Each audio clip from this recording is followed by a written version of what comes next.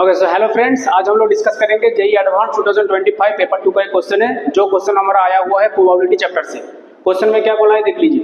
A factory has a total of 3 manufacturing units M1 M2 M3 which produce bulbs independently बोला है, independently of each other.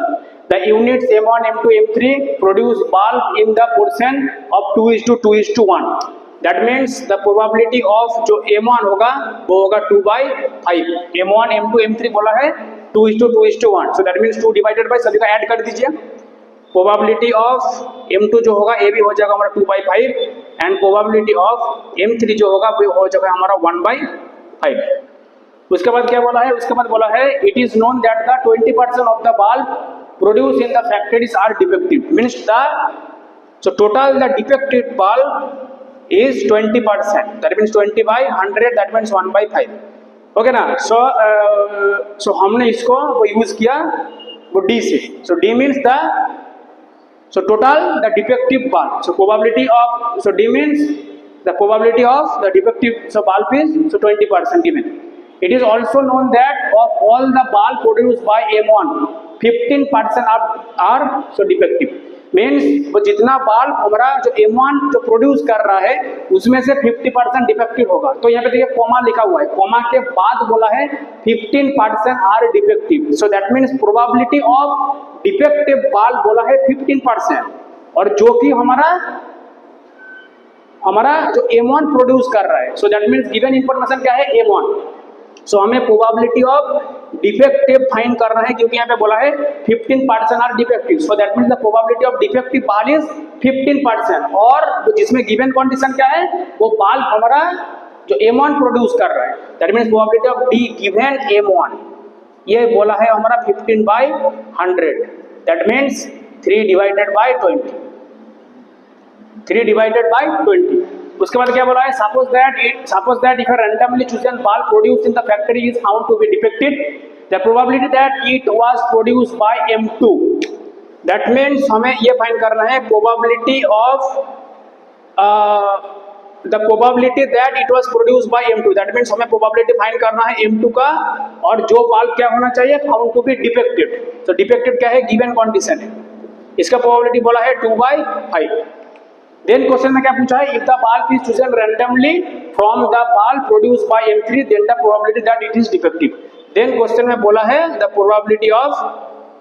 Probability that it is defective. So defective probability of D बोला है, given information क्या बोला है, chosen randomly from the bulb produced by M3। So M3 क्या है यहाँ पे, गिवन कंडीशन है। तो हमें इसका वैल्यू जो है, इसका वैल्यू हमें फाइंड करना है। Probability of D given M3, इसका वैल्यू क्या होगा ये हमें फाइंड करना है। यहाँ पे इतना सारा डाटा दिया हुआ है। यहाँ पे देखिए, यहाँ पे जो प्रोबेबिलिटी ऑफ डिफेक्टिव बल्ब जो है वो उसमें दिया हुआ है 1/5। मीन्स हम लोग इसमें यूज करेंगे टोटल प्रोबेबिलिटी थ्योरम जो होता है, इसमें हम लोग यूज करेंगे total probability theorem.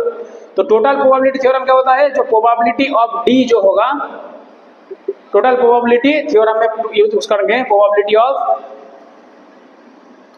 Of D given M1 into probability of M1 plus probability of D given M2 into probability of M2 plus probability of D given M3 into probability of M3।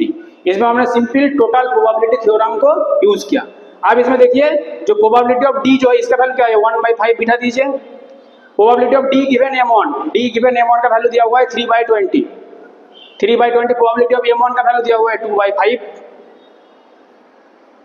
Plus इसमें जो probability of D given M2, लेकिन यहाँ पे जो probability of M2 given D है, लेकिन हमें चाहिए क्या, probability of D given M2। तो इसको थोड़ा सा सॉल्व कर लीजिए, यहाँ पे सॉल्व कर देखिए। Probability of M2 given D, इसका मतलब क्या है, प्रोबेबिलिटी ऑफ जो हमारा फॉर्मूला है M2 intersection D divided by probability of D, इसका वैल्यू दिया हुआ है हमारा 2/5। लेकिन हमें चाहिए क्या, हमें चाहिए probability of D given M2। तो इसके जगह लिख दीजिए probability of D given M2 into probability of M2। Again हम कंडीशनल जो प्रोबेबिलिटी होता है उसको हमने दोबारा यूज किया, divided by probability of D is equal to 2/5। अब इसमें सारा वैल्यू जो बिठा दीजिए। हमें चाहिए क्या, हमें चाहिए probability of D given M2। Into probability of M2 का वैल्यू क्या है 2/5, प्रोबेबिलिटी ऑफ D का वैल्यू क्या है 1/5 और राइट हैंड साइड में हमारा है 2/5।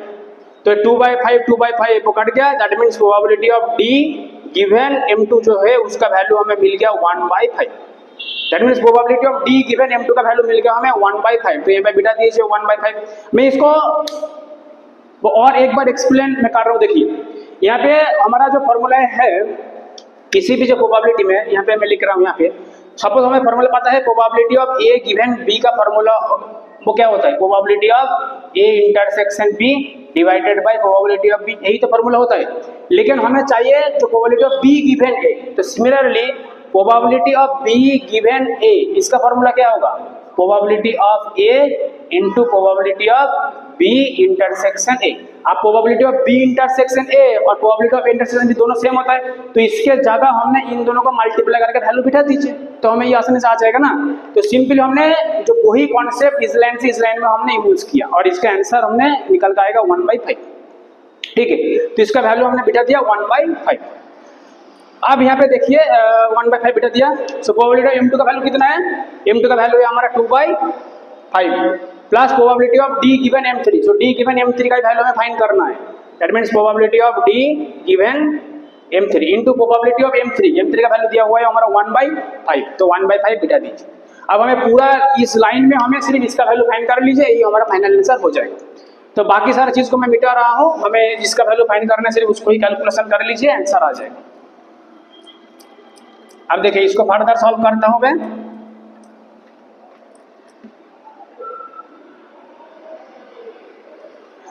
अब देखिए यहाँ पे पूरा इक्वेशन से मैं 5 से मल्टीप्लाई कर रहा हूं, तो यहाँ पे मिलेगा 1, यहाँ पे ऑलरेडी यहाँ पे है 10, दैट मीन 5 से मल्टीप्लाई किया तो हो जाएगा हमारा 3/10 प्लस यहाँ पे 5 से मल्टीप्लाई किया तो हो जाएगा 2/5 plus probability of D given M3। अब मैं इस तरफ लिख रहा हूं, तो probability of D given M3 इसका वैल्यू क्या हो जाएगा 1 माइनस 3/10 माइनस 2/5, इसमें 10 एलसीएम ले लीजिए, 10 minus 3 minus 4 that means 3/10 that means 0.3। तो 0.3 जो है इसका करेक्ट आंसर आ जाएगा।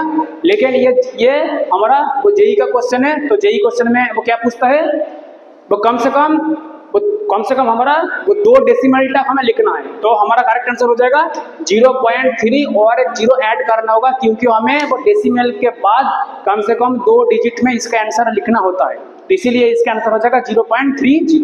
तो इसका फाइनल आंसर क्या हो जाएगा फ्रेंड 0.30, ये इसका फाइनल आंसर है।